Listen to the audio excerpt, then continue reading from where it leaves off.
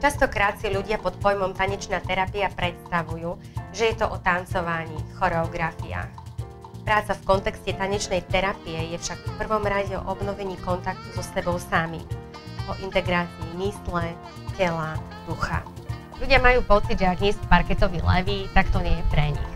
Avšak každý z nás sa neustále hýbe. Od počatia až po smrť. Každý deň, v každej situácii, vždy a všade sa pohybovo, neverbálne prejavujeme. Ako taneční terapeuti častokrát klientov zrkadlíme a snažíme sa na nich naladiť, aby sme ich v pohybe podporili, empaticky nadviazali vzťah a začali im lepšie rozumieť.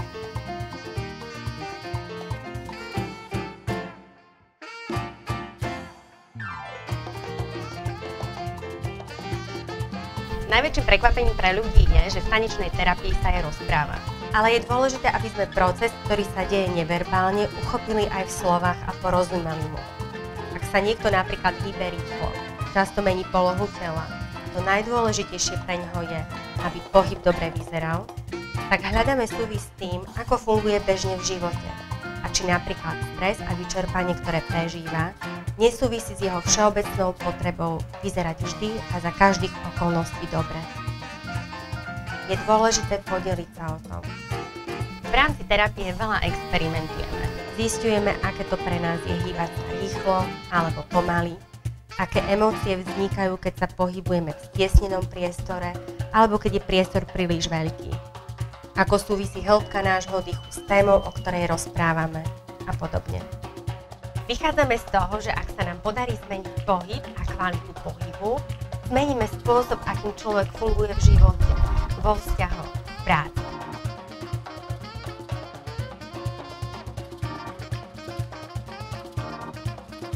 Skupinová práca ponúka možnosť byť sám so sebou a zároveň vnímať, že sme súčasťou širšieho spoločenstva ľudí.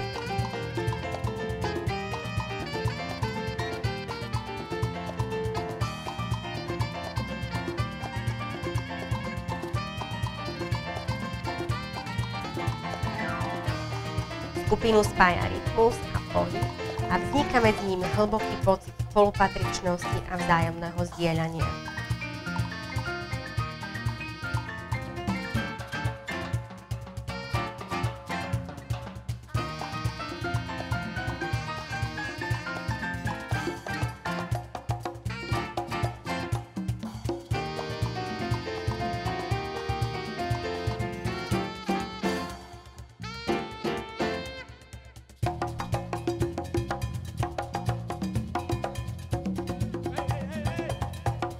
Mnohí prvýkrát v živote zažijú, že im všetci venujú pozornosť, že ich celá skupina nasleduje, že sú prijímaní presne takí, akí sú a že sú pre skupinu obohatením. Pre mňa osobne je tanečná terapia tvorivou formou práce, ktorá vďaka experimentovaniu prebudza v klientovi jeho tvorivý potenciál, hrávosť, to zdravé jadro v ňom, aby keď opustí sálu, mohol sám za seba, tak ako chce, tvoriť vlastný život.